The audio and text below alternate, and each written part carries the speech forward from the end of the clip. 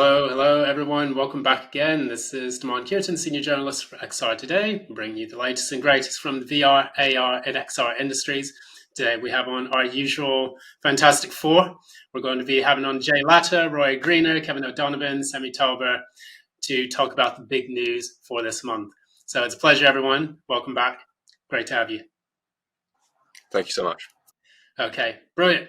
So we're going to kick things off a little bit. We're going to talk a little bit about the topics that you have been noticing in the headlines today. And we're going to start with the first one, which is about Meta. And recently, they revealed that they had a US education partnership. And I wanted to ask you, did you see anything interesting about this particular story in the headlines? We'll start with Jay.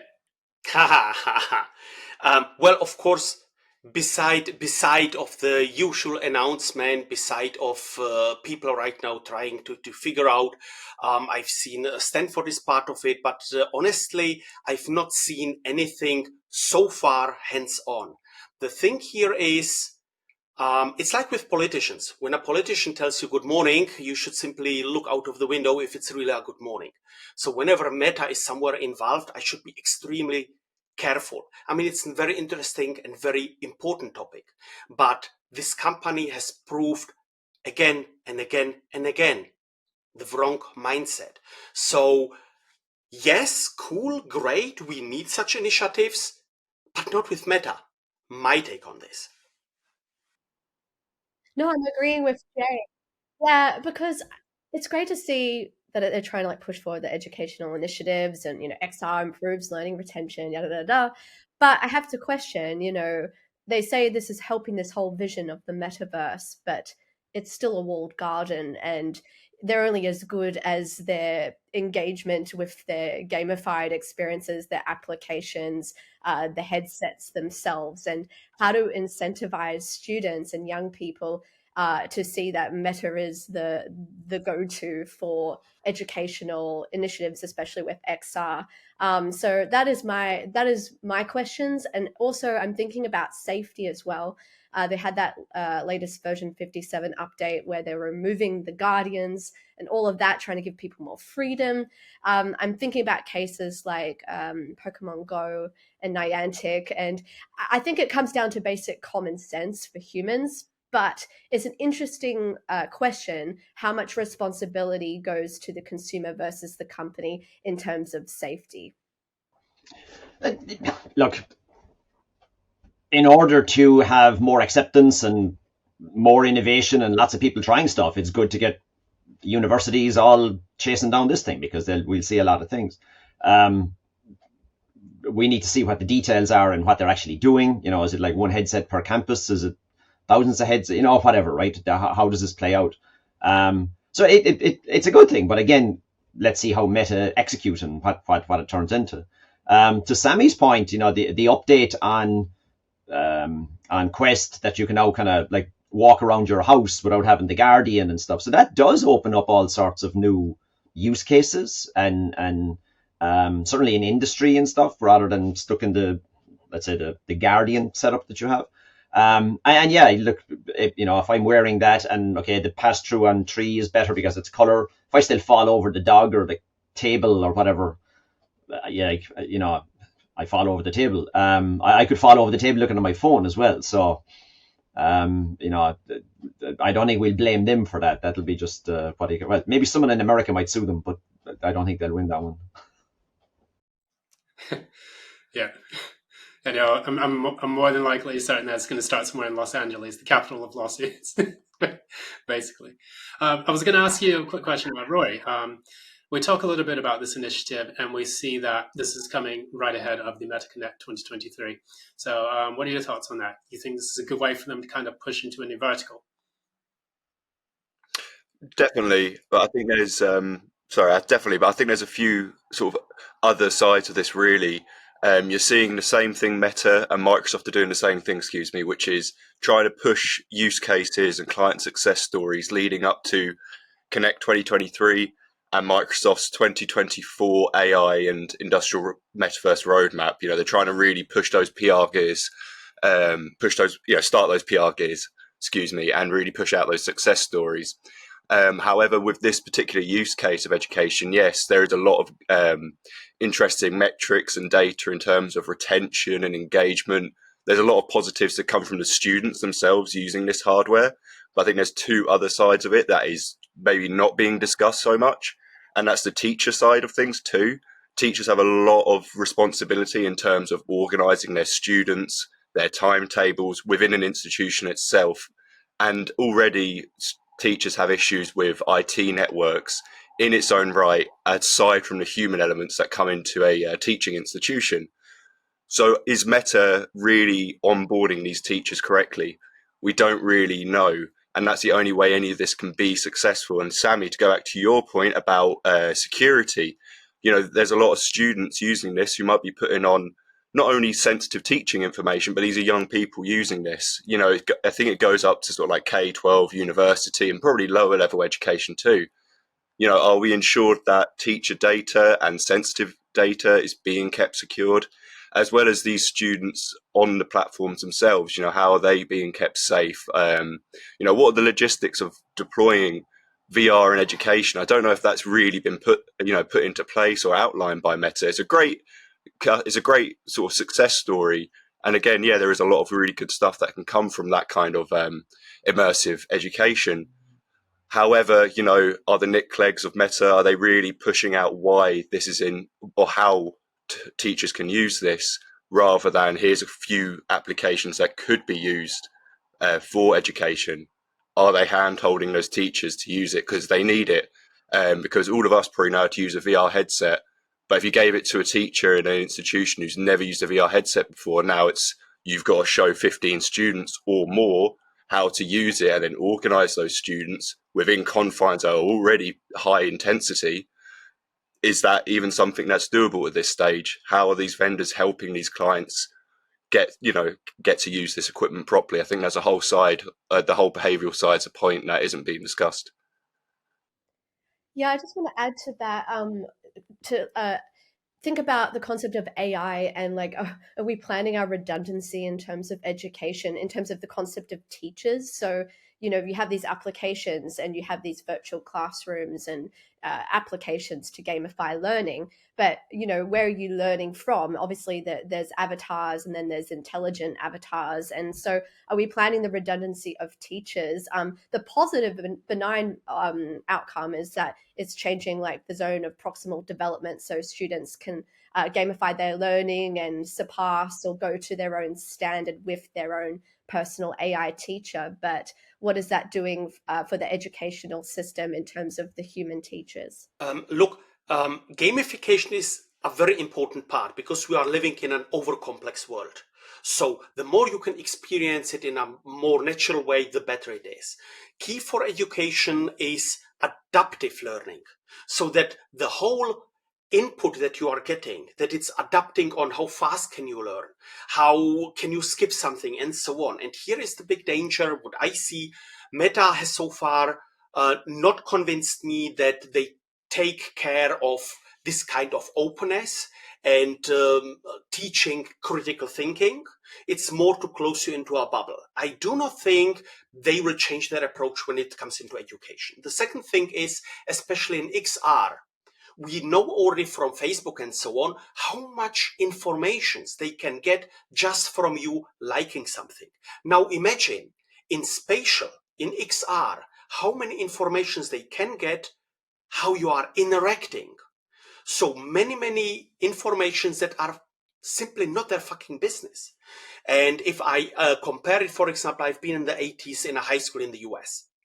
It was this huge thing, private-public partnerships and so on. So all of these cafeterias, all of this eating in school was more or less outsourced to players like Pepsi Cola. So their interest is very simple. Here, Meta, it's a company about profitability. They don't give a damn about education. Their core business is simply to be profitable.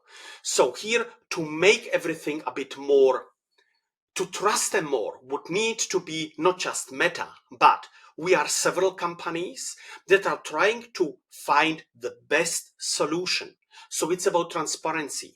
It's about, hey, this is the data what we are collecting from you guys. Tell us something about it.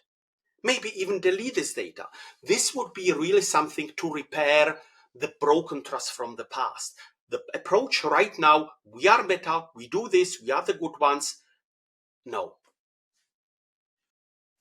Yeah, there was one thing I wanted to raise about that is, what Rory, Sammy, Jay, what you were speaking about regarding the privacy and the security of these systems. I was speaking with one of my friends, and he works in IT quite heavily in like the school systems there back in the US. And he said that sometimes they can't even approve these types of programs because of the access that they have to their internal IT networks. So sometimes, they may not be able to use it because it creates like a conflict with data sharing. It creates, sometimes they don't actually use like the nodes or the different, other aspects of IT. And then that can create data leaks as well. So if things haven't been done correctly on Meta side, then that puts them at risk of vulnerabilities and security attacks and breaches on that end from a third-party actor who's not even involved in that school system. So there's a lot of things that they have to consider when using these or adapting these. So I guess the 15 universities that they chose in that specific program are the ones who have basically worked at the deepest level to try to pilot that program. And then from there, it's going to be more empirical data that they see. Okay, which use cases can we, apply to this for this part of the curriculum? How much of it can we use in the curricula and other things like that? Because I'm sure they won't use it like, okay, teachers, get out of here now. We've got these headsets. You're done. We'll take over from here. But maybe as a tool, they may be able to use it in specific incremental amounts. So there's a lot that we can discuss on that, moving forward with these types of initiatives, because we will see more from like HTC Vive when Apple when Apple releases its headset. That's going to be a huge thing too. It will be a benchmark. Exactly. If I may, all the points on the security and the data and privacy, and over here we have GDPR and how will teachers, we all saw tablets and interactive whiteboards, and again, some teachers were brilliant at them and some people didn't like them, right? So again, the skills of the teachers and the whole pedagogy and how teach and blah blah blah. But you would have to, hey, good for them. The 15 fairly reputable universities, I'm sure they have an IT department that's going, no, you're not going to do this, or how are we going to do that, and device management, blah blah. So I do think it's, and to be honest, whether it's Meta or anybody in this space, they're all going to face the same challenges, right? So the sooner people find out what works, what doesn't, what are the pitfalls, the better, because then it's either this will never work or we need to fix this. So it's still, let's see what they deliver, right? But come back in 12 months, and if none of the universities are using this anymore, well, that'll be a statement. And just to follow from that, I'll just say quickly, I don't think it's even just 12 months either. It could be 12 years, because I think there's a generational factor in there too, where we couldn't have given smartphones to teachers in 2005 and tablets, and expect them to respond to something like COVID in the way they did 2-3 years ago, because that generational understanding of the technology wasn't there. So 12 months, it'll probably change a lot, but give it 10 years and you don't know how teachers might be using digital twins in construction classes or vehicle or mechanics, stuff like this. It might look a hell of a lot different. The important thing here will become as well the multimodality, that you can use the headset that you prefer because it simply matches you. Or if you go through let's say just a desktop version. Currently, for example, I have issues to see on my left eye. So currently XR does not work for me. I simply don't see it. So this is just right now. So it doesn't make sense to put on a headset. We've been with Semi early this year in Athens, and we've seen amazing use cases around, for example, history, how this could be taught. Out of this, how does it look like in architecture, which brings you to engineering, and so there are many use cases. If you are willing to find the right ones, you could completely revolutionize education. I do agree as well. I think I sound maybe a little bit skeptical from my side of my analysis. However, I think there's so many use cases that already exist, showing how these applications can help individuals learn in science and in various STEM learning pieces too. It's just very emerging, and there should be an air of caution as well, I think. And it needs to be adaptable to find out what is your best, how you learn individually in the best way. Absolutely. And one thing that we do, we can't ignore about XR is that the fact that across all verticals, the retention rates are, incrementally higher, like 75% versus 10% with traditional learning. We have, different kinds of engagement rates as well, manifold higher, 8 to 10 times higher sometimes. And we just find that when it comes to today's generation and the way that they learn things, it may be a good way to connect with them. So I hope that more companies do get involved. However, we will also see what you were talking about, Jay, the multimodal aspect of it. More and more people are actually moving away from the headsets as the hardware that brings that out from the metaverse, and moving more towards laptops, smartphones, things of that nature. And augmented reality, for example, is a great way for everyone to have access to that because everyone's got a smartphone. And so you see more, you see higher adoption rates. So now you can have ancient Rome projected into your room, or you can have ancient Greece, projected into the classroom. You can have science models, molecules, and so, and things like that coming from companies designing these experiences rather than going through Meta. So that's a very interesting part that we can look at. I was going to actually segue that into the next topic that we're going to talk about, which is the one that we were getting prepped for. That's the one about Microsoft and that they're continuing their $22 billion HoloLens IVAS deal. So that's integrated visual augmentation system platform that they've got for the military. Now, opening thoughts on that, Kevin? There was a lot of stuff in the press for the last 6-9 months that project wasn't going as well as they thought it would. And a lot of doom and gloom around it. So obviously they've come back with a new version, new update.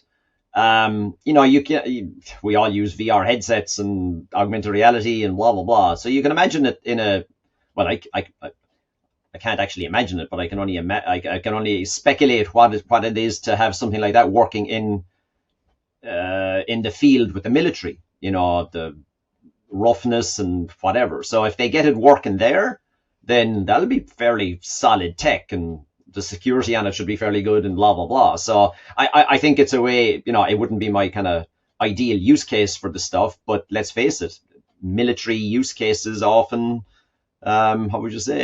accelerate adoption of technologies that we then see rolling into our normal worlds, right? For right or for wrong. But, it's not dead. They're throwing a lot of money at this thing, so it'll be interesting to see where it goes. It's simply necessary. You have, meanwhile, with all of these interconnected weapon systems and so on, so much data. And this data needs to be accessible, not just in the task force to the XO and so on. I, for example, experienced several in the field. The current version, or before the 1.2, was simply so crappy that they took it off after 15 minutes. It was an information overload of the wrong informations. Here it's one of the issues, especially when we deal with militaries, is simply these are uninspired people. They follow commands, the chains of command. So mostly it's if the big one has all of this access, then as well through the whole chain, which is again like learning, and the concepts from adaptive learning towards adaptive workplace and so on are more or less the same. So here simply to get the people in the field the right informations when they need them, how they need them. Let's say Gen Z soldier requires different informations than me, old dog. So it's simply here as well the perception, how we deal with this, what brings simply the best benefit. And imagine, Kevin, for example, now usage of drones. When you are in the field and you don't just get your informations that you need from all of this battlefield management system, sensor fusion, and so on, and keep in mind, Air Force has different data than ground-based force, the naval force, and so on. These are right now not compatible. So here really these devices across can bring more value and connect. So more or less even prevent that you are going onto the wrong target. And the usage of drones, if you do not need to swap your goggles, then you get something different from your gaming sector. If you then can simply share the pictures, what you see with your drone with the others, it will be a huge improvement. I've recently wrote a position paper about this automation of warfare, where my goal is to take the humans out of this. Machines should fight against each other, simply to reduce these human casualties and so on. So, in my opinion, it can simply become better. I would actually like to, challenge that point, Jay, because I do think that fifth generational warfare is going to be completely different than what we've faced in the past. I think that they'll actually, when it comes to AI and when it comes to like using these types of systems, imagine if you have like an AI powered, malware that can actually sniff out all of the people using the IBAS headsets, and then it reveals their location. So these are just one examples. Here is the thing. I can send you the white paper. Take all the logos out, so it's neutral. The thing is, the future of warfare will become and has to become significantly faster. The longer such a thing lasts, the more you have corruption, local warlords, all of this stuff. The impact, the damage that you cause even to the civilians is much higher. So warfare needs to accelerate, and you can only accelerate it with more machinery. Taking away all of these hyper expensive soldiers, to train a SEAL costs something between 1.6 and 2.2 million dollars per soldier. So this is simply, when he's skilled, it's a lot of money that is lost. The same with the tanks. This whole crap about, we need in the Ukraine the latest generation of tanks, is bullshit. All of these Leopards, for example, they are 50 years old. And you have only the advantage that you survive 2 minutes longer than in the Russian crap. So it needs to become different. And AI, you're completely right, connection, malware, and so on. The key here is to set up the communication tailored when you are in such an activity, not before. So many things are changing currently. Definitely. Yeah, it's going to be exponentially faster. Sammy, jump in. Yeah, it just got me thinking what Jay was talking about and AI warfare.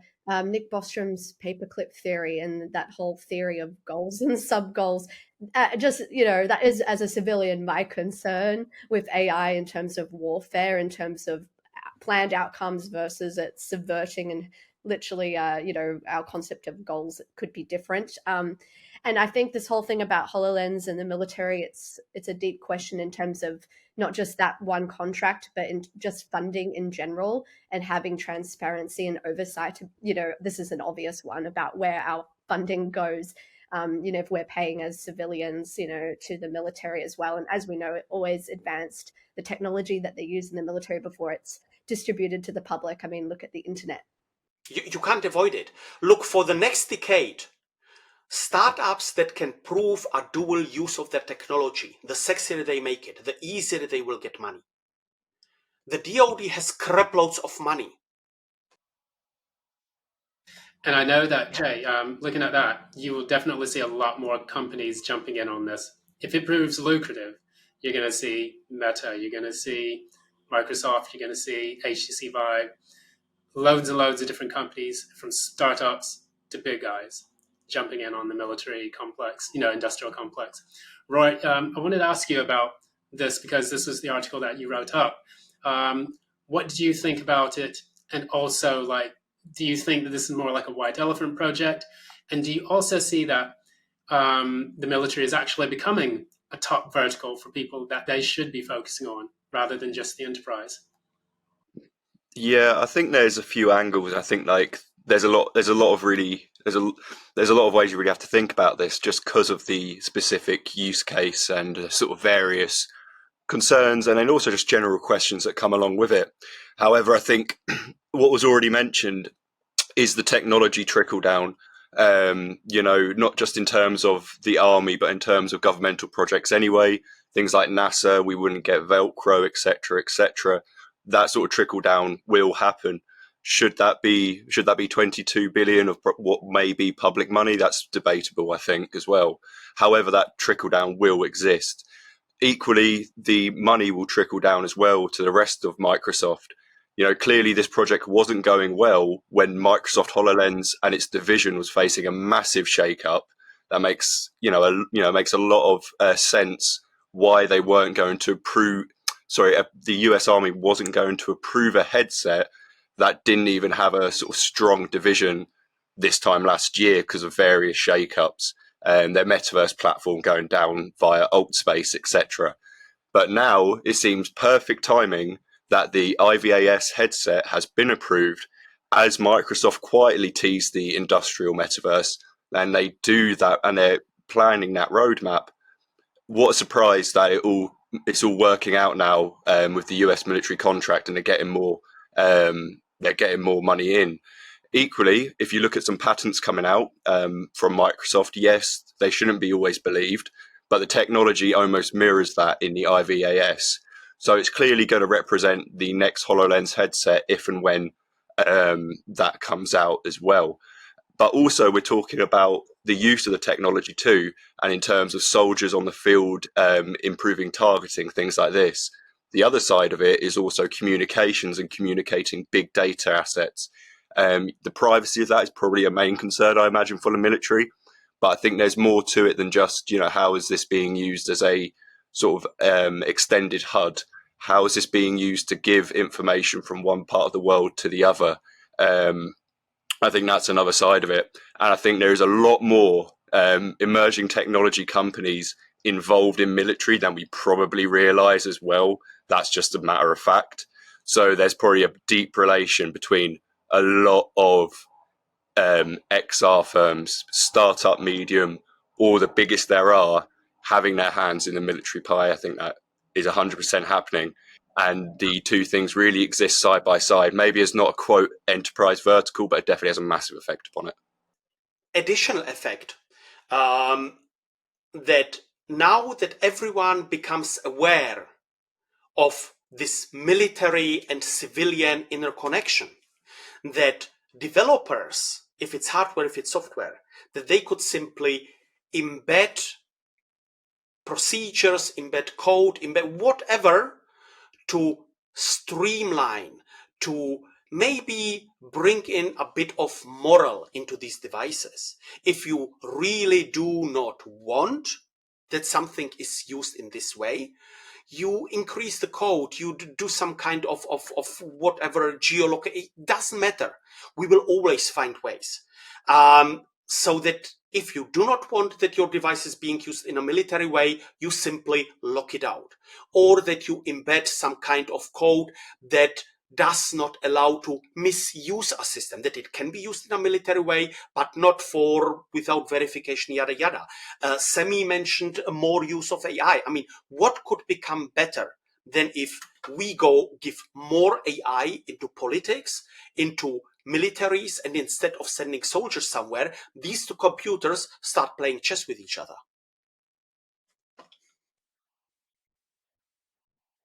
Quite possible, I think so. But, one of the things we're going to see, and this is a trend that I've been noticing, is that you have a lot of new military test beds testing out 5G across their campuses. There have been a few military bases in the US. I think the EU is also looking into it now. And we're going to see the rise of the military metaverse, which is already being floated in the White House. And I think that this is going to be, when we talk about the enterprise metaverse, Kevin, that's your speciality there. I think we're going to actually start seeing the military metaverse becoming one of the most fiercely debated topics, because this is going to involve, next level security, next level kind of technologies that are going to a lot of times be kept secret from the public. So it's probably already here, and they're probably trickling that down into the enterprise metaverse in some ways. One difference, and here Kevin is the expert, the industrial metaverse runs on our civilian infrastructure. The military stuff runs in completely galvanically splitted military cloud. All the cloud providers have dedicated data centers for governmental and military, especially US based entities. So here it's a completely different quality of stuff. Look, they're using the same technologies. The use cases are probably different, but the laws of physics haven't changed. But yeah, like the data centers for military or space or whatever, the level of security, physical, cyber, you name it, is completely different. Or redundancy. It's like redundancy is like I instead of having two of the same devices, I'll have two completely separate software stacks, hardware stacks, because if one fails, the backup system can't fail the same way. But that costs money. That's why the military complex is, probably the biggest industry on the planet, right? So absolutely. Wanted to jump over to the last question. I think there's going to be a lot that we can discuss on this. Hopefully we can get through this in the next 10, 15 minutes max. We talk about Apple, of course, the name being thrown around quite a bit. And we're talking about their new spatial computing technology. So one of them is being the iPhone 15, which is going to get released if it's not already released now. And then we also talk about their new AR smart glasses. So this is going to come across both of these being as kind of a complement to the Vision Pro that's going to be released next year. So what are your takes on some of these new technologies that they're building into spatial computing? Are you excited about using these? What do you think about the object capture, things like that? So Sammy, we're going to let you go with this first, and let us know what you think.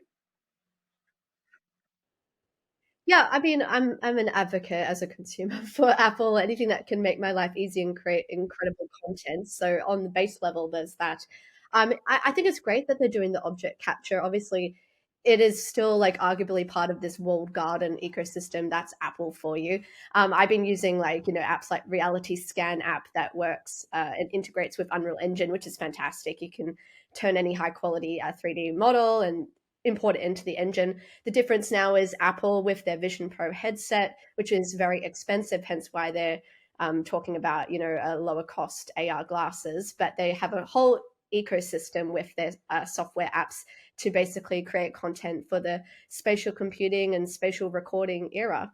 And so with my own Vinci project, I can definitely see myself using these apps and devices. So Right. We look forward to seeing those new videos as well, too. Well, it's a very clever move, right? Because we always talk about, well, you need critical mass. So if you had to buy a Vision Pro to record your spatial video, right, that's a fairly narrow market. And then you get into the chicken and egg. Well, I'll buy it if there's content, but I have to buy it first to create content, whatever. So here you have something that, no, I don't have an iPhone. I don't have the new one. I can't see what quality the video is, stereoscopic. How do you see it? What it looks like? What it'll look like on the Vision Pro. But if they create a compelling use case and easy to use, and it's a wall garden or whatever, but it's like, God, this is pretty cool. This is Jay's birthday and we're all back there, then it's very clever, right? And it's all about scale and ease of use and barriers to entry, removing them, and how many iPhone 15s will be out there. And it might be a reason people will go buy a new phone and then buy the headset to go, we can capture the kid's birthday or something in a way that, the brownie points compared to the neighbors or something. But it's clever. It's clever. As for the AR glasses and the what do you call it, the patents, look, that's the game that they all play, right? That everybody, whatever, and let's see. And then they're right to have AR glasses or be dabbling in that as well. God, they have enough money, so if they can't do it, who can, right? So the thing here is, how Kevin said, it's the apps that you can then develop, that you can play with on your iPhone, will simply prepare a whole ecosystem for the Vision Pro already. So you don't start from scratch with nothing and just a few pre-installed apps, but there will already be a lot of stuff. Plus, you will be more familiar how to use it because you already have it on your iPhone. Concerning Semi's take on expensive headset, no. I mean, look what the Xtal from VR Engineers cost, what the Vario cost. I mean, 3.5K for a professional, it's nothing. My monitor costs more. So here it's really, we still see, when we talk about Apple, we still see, oh, it's expensive. It's iPhones, they cost more than whatever, yada, yada. This is our consumer view on things. Apple is a pro company. They are making high-end workstations for people that make money with them. That the Vision Pro will be like the Xtal, like the Vario, is simply a device for professionals, for engineers, for really people who, what they do with it, they turn it into money. So, I mean, I will buy them. Take my money. Yeah, take my money. No, I think it's really cool. And the only thing with the scanning of 3D models is I'm just curious how they're going to create regulations around like patents or like who owns what 3D model. If everyone's becomes a creator, right, and they can scan anything and import it into a special recording, how do you create privacy around that and like, you know, permissions, if that makes sense, if anyone can hold their phone up and turn anything into a lifelike 3D model? I guess we will see here more geolocation or geofencing, that your device will simply be disabled when you are in a museum, so that you can then buy their scans. Or similar to simply that you cannot make a photocopy or a scan of a $100 bill, that simply there will be some kind of technology that tells you, oh, I can't scan Semi. Oh, true, but it's like going to a concert, right? We all have smartphones in our pocket, and you're asked not to record it. That still doesn't mean some people don't, and you will see people, with the big burly guy going, "Excuse me, sir, you're leaving." So yes, you could turn it off or like blockers and whatever, but then you get into that. Oh well, Granny was ill and she was trying to text me and I didn't get the message, and I'll sue the concert owner or the state, whatever. But yeah, you create a sculpture, and how do you stop me making a 3D model of it? Now, do I sell it? Is it just it's the same as photos, right? It's look, there'll be a lot of lawyers make a lot of money out of this one, I'd imagine. Look, so many art students that were simply making drawing sketches and so on. This is something. Everything outside the physical world, what we see with our eyes and what we hear, is inspiration for us. The humans or our intellect, we take other things, are being inspired and recreated. All of this stuff about patents, about copyright, is more or less just to slow down a development. So, come on, if I see something, I copy it. I reuse it, I recreate it. If I make a sketch, if I go along and simply measure all of this stuff, it just makes it easier. So we will find a way, or we will simply get along with. Yeah, I wanted to jump in on that because you make a very interesting point, like all of you. And one of the things I thought about is how technology affected the music industry. Now we have so much going on. They went from CDs, they went from tapes to CDs. Now they went to MP3s. Then we had this whole debate about, downloading pirated music from the internet. And then that went to music streaming. Now the artists are saying that, they're not making enough revenues from the music streaming. Now we're going into blockchain music, blockchain-based music. And so now this is the new debate that we're going to have about all types of intellectual properties. Having this accessible, technology on your smartphone makes it so much more powerful than just making calls and scrolling, doom scrolling TikTok. So it's going to make things quite disruptive. And I think these are exciting times, but times in which we do need to start hammering out this metaverse law, so that way we can at least find out which jurisdictions will apply, which states will agree with it, which ones will not, which countries will agree with it. Will there be transnational agreements as well? And so these are things that we are way, way behind on right now when it comes to these types of things. Because Sammy, you being an artist, you have to consider this in the very near future, if not now. Yeah, I mean, the way I see the future is like the multiplayer brand. I saw this term.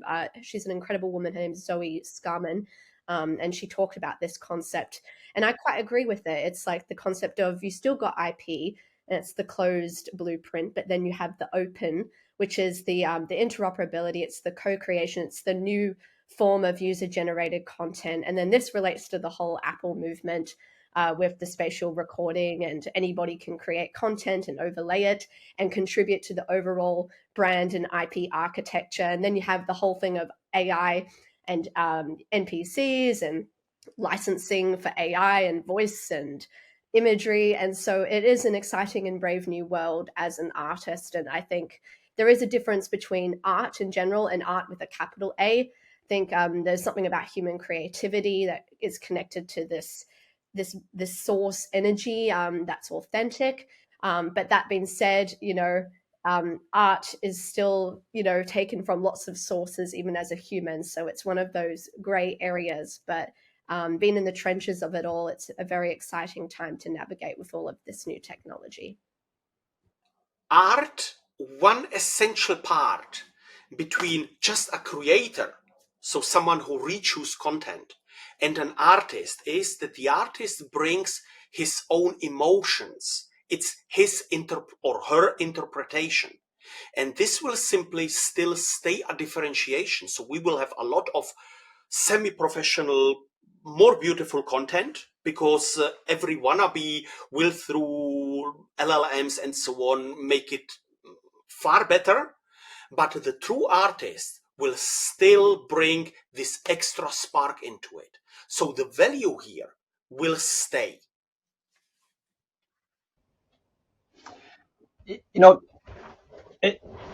was back in July. We were chatting about the EU's virtual worlds position paper, and if you look at a lot of the things we've discussed in the last 45 minutes about in education and security and privacy and ease of use, and do we have to change the way we learn and teach, blah blah blah, and the military and IP and whatever. Like, in fairness, that EU paper called out a lot of those things, and many of them are chicken and egg. Like, it's like you can't have both at the same time, or I don't know how you can, because there's whatever in GDPR and blah. So and I think as we get into this, while a lot of people would read that EU paper today and kind of go, God, some of that stuff is la la land. It's never going to happen. I think it's just scratching the surface with some of the challenges and some of the never thought of that. That we will face in this world, right? With the way technology and wall gardens and so if people haven't read that EU paper, and grab a cup of coffee and browse through it, because it's thought provoking, right? It and God knows what the answers are, but it's going to be a fun couple of years. Definitely. I was going to ask Rory, as you being an artist, filmmaker, and everything, I was going to ask your take on this as well, because I think that would be really important to know. Firstly, two questions. What do you think about this whole intellectual property argument? And then furthermore, how do you think it's going to affect, now that people have access to AR smart glasses, which is supposed to boost the adoption rates across the world, as opposed to just having the headset? I think there's quite a few angles for it. One, which is going from the purely artistic side, which is this is merely another tool.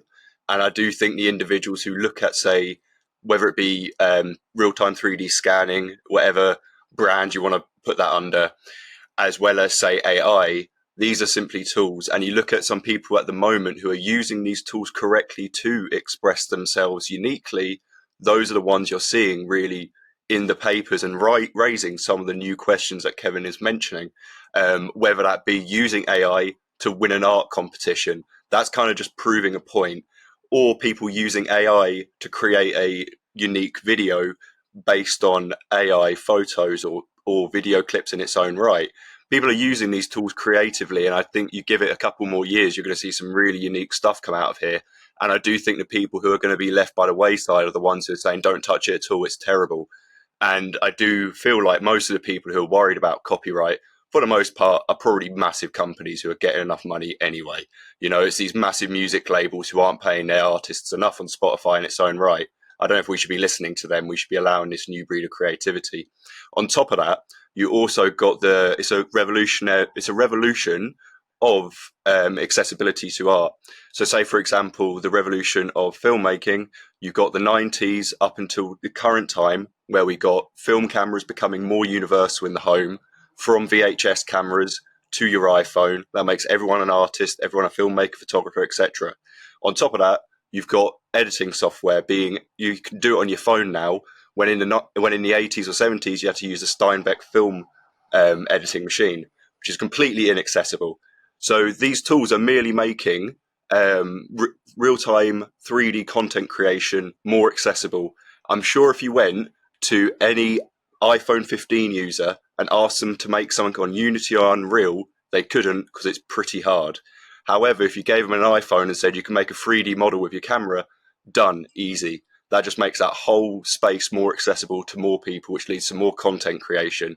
And it's not only just gaming, for example.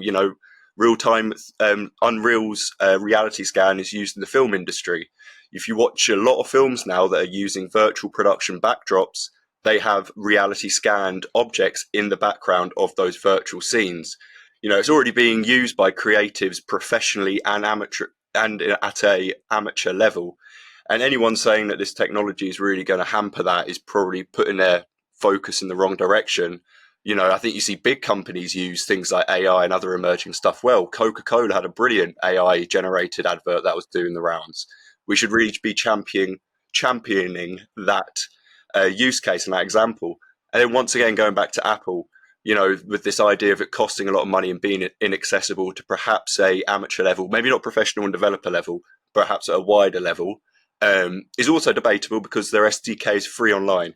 So you can go, if you wanted to, you can go experiment with it right now. And it uses Unity, which is a famously easy to use real-time 3D engine, Maybe not right now because it's facing those fees at the moment.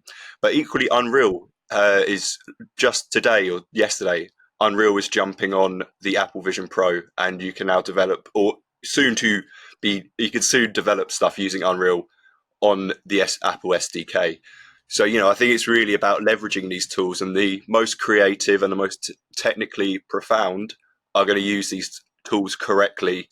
And, those who are just not willing to experiment aren't going to get anywhere, really. So I think we need to be open and just use these tools. And then even, the creative side and the enterprise side, they're the exact same coin.